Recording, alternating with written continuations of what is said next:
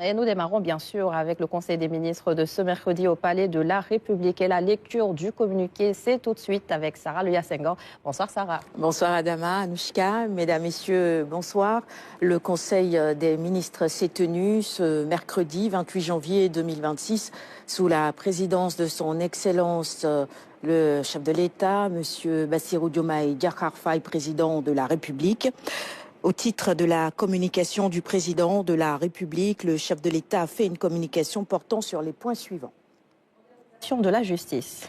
Introduisant sa communication, Monsieur le Président de la République a abordé la rentrée solennelle des cours et tribunaux qu'il a présidée le 22 janvier 2026, ayant pour thème le juge face aux défis du numérique. Se réjouissant du bon déroulement de cet événement, il félicite le ministre de la Justice, le premier président de la Cour suprême, le procureur général près la Cour suprême, le bâtonnier de l'Ordre des avocats, ainsi que l'ensemble des acteurs de la justice. Le chef de l'État réitère son engagement à consolider l'État de droit, à accentuer la modernisation du service public de la justice et à améliorer l'accessibilité et l'efficacité des institutions judiciaires. Il engage le ministre de la Justice à veiller à la qualité de la formation des magistrats et auxiliaires de justice, au renforcement du capital humain en service dans les cours et tribunaux et à la transformation numérique du service public de la justice. Le président de la République indique au gouvernement la nécessité de promouvoir une justice de proximité, de qualité et accessible. Renforcement du dialogue social et suivi du pacte national de stabilité sociale.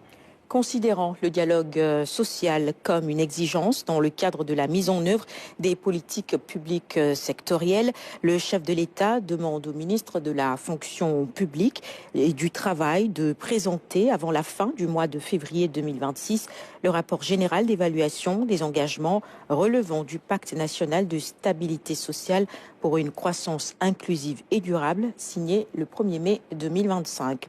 Soulignant l'impératif de tenir, avec les partenaires sociaux, une réunion d'évaluation et de suivi du traitement des doléances, le président de la République demande au ministre de mettre en place des comités sectoriels et ou spécialisés de dialogue social afin d'asseoir les consensus nécessaires au déploiement adéquat des réformes et politiques publiques.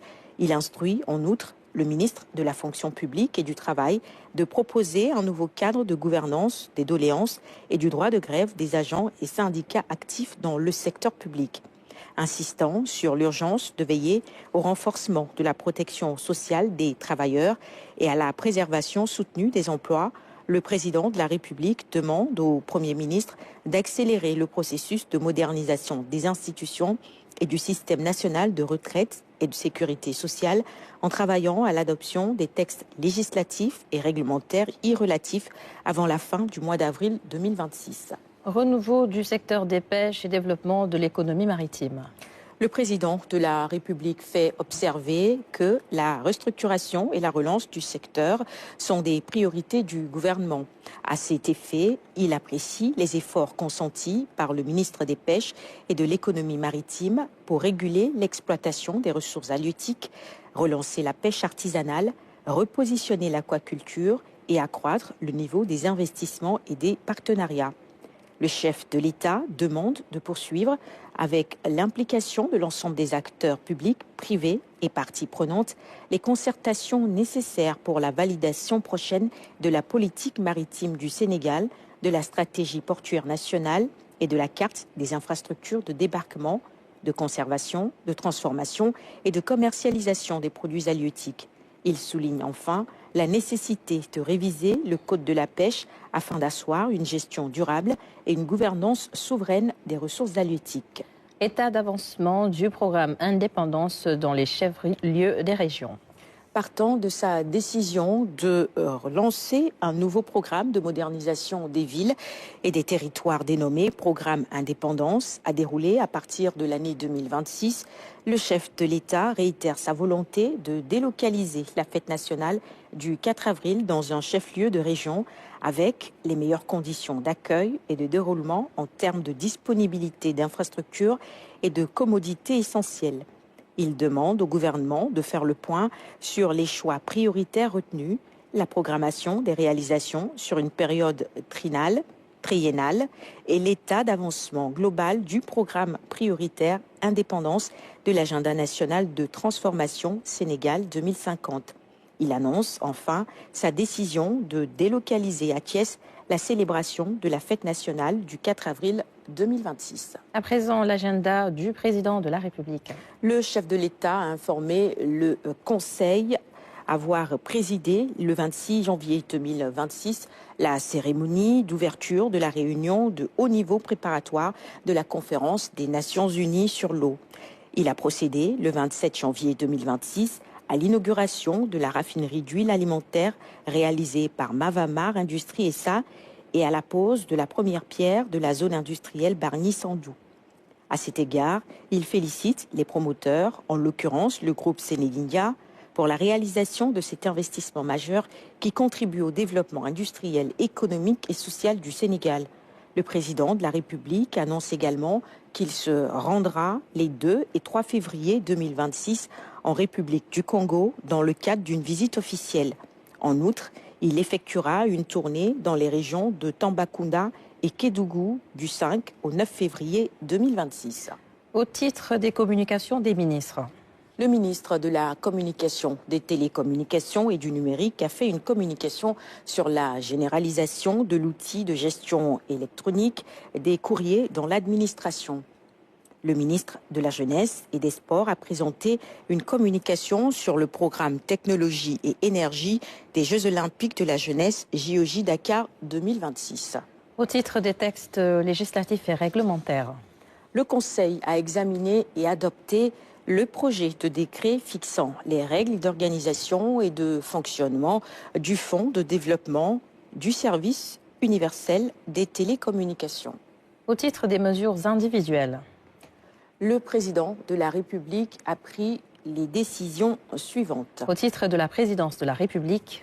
Monsieur Jim Dramé, maître de recherche titulaire à l'IFAN, précédemment directeur des affaires religieuses et de l'insertion des diplômés en langue arabe, est nommé délégué général aux affaires religieuses. Au titre du ministère des Finances et du Budget.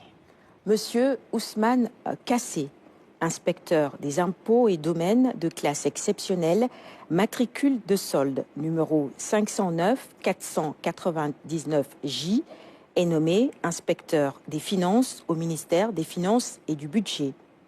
Madame Mamdiama Diouf, inspecteur principal du Trésor, matricule de solde numéro 604 440 J, est nommée inspecteur des finances au ministère des Finances et du Budget. Au titre du ministère de l'Enseignement supérieur, de la Recherche et de l'Innovation.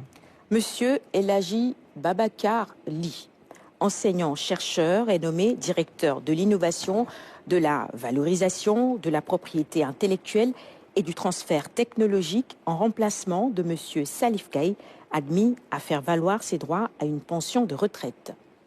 Monsieur Babacar Diouf, ingénieur en génie civil, est nommé directeur de la maintenance et des équipements de l'enseignement supérieur en remplacement de monsieur Alioune Sen.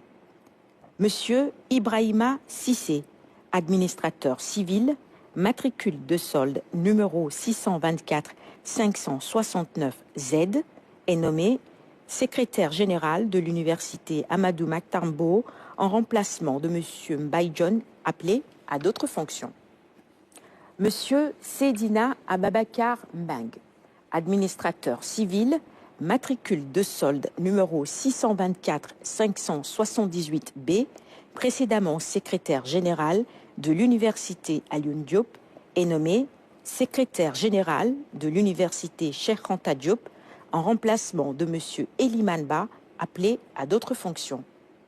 Monsieur Eliman Ba, administrateur civil, matricule de solde numéro 616 304 D, précédemment secrétaire général de l'université Cheikh Anta Diop, est nommé secrétaire général de l'université du Sine Saloum Elhaji Ibrahima Niass en remplacement de madame Awandiaï Diop, appelée à d'autres fonctions. Monsieur Ousmane Diallo, administrateur civil, matricule de solde numéro 517 911 B, précédemment secrétaire général de l'université Iba Der Thiam, est nommé secrétaire général de l'université Gaston Berger en remplacement de M. Morphal, appelé à d'autres fonctions. M. Morphal, administrateur civil, matricule de solde numéro 517 753F, précédemment secrétaire général de l'université Gaston Berger, est nommé secrétaire général de l'université Iba Der Thiam en remplacement de M. Ousmane Diallo, appelé à d'autres fonctions. Madame Awa Ndiaye Diop, administrateur civil, matricule de solde numéro 661 347E, précédemment secrétaire général de l'université du Sine Saloum El Hadj Ibrahima Niass, est nommé secrétaire général de l'université numérique Cheikh Hamidou Kane en remplacement de M. Hamadou Baldé, appelé à d'autres fonctions. M. Hamadou Baldé, inspecteur du travail et de la sécurité sociale, matricule de solde numéro 608 882 L, précédemment secrétaire général de l'université numérique Cheikh Hamidou Kane, est nommé secrétaire général de l'université Alioune Diop en remplacement de M. Seydina Ababakar Mbeng, appelé à d'autres fonctions. Au titre du ministère de l'Éducation nationale. M. Bassirou Ahmedine Sy, expert en gestion des finances publiques, est nommé secrétaire général de l'Agence nationale de la petite enfance et de la case des tout-petits en remplacement de M. El Hadji Kandji. Au titre du ministère de l'Emploi et de la formation professionnelle et technique. M. Tchefatim Naël, titulaire d'une maîtrise en management des organisations, est nommé président du conseil d'administration du Centre de formation professionnelle et technique Sénégal-Japon, poste vacant. Monsieur Cheikh Ahmadou Abdoul Gueye, psychologue conseiller, matricule de solde numéro 649 864E, est nommé directeur de l'emploi au ministère de l'Emploi et de la formation professionnelle et technique en remplacement de Madame Djirei Clotilde Colli. Monsieur Ababakar Sadiq Bey, professeur d'enseignement secondaire en technique économique, matricule de solde numéro 659 466F, est nommé directeur des établissements publics de formation professionnelle et technique au ministère de l'Emploi et de la formation professionnelle et technique, poste vacant. Monsieur Aliou Ba, inspecteur de spécialité en froid climatisation, matricule de solde numéro 684 224B, est nommé directeur des établissements privés et de formation professionnelle et technique au ministère de l'Emploi et de la formation professionnelle et technique, poste vacant. Et enfin, au titre du ministère de l'Urbanisme, des collectivités territoriales et de l'aménagement des territoires. Monsieur Babacar Wagan Faye, ingénieur statisticien, précédemment secrétaire général de l'Agence nationale pour la promotion de l'emploi des jeunes, est nommé secrétaire général de l'Agence nationale de l'état civil en remplacement de Madame Aïssatou Liwan Dogué. C'est tout pour ce soir. Merci beaucoup Sarah Louya Senghor pour la lecture du communiqué du Conseil des ministres de ce mercredi. Le Premier ministre Ousmane Sonko a reçu plusieurs investisseurs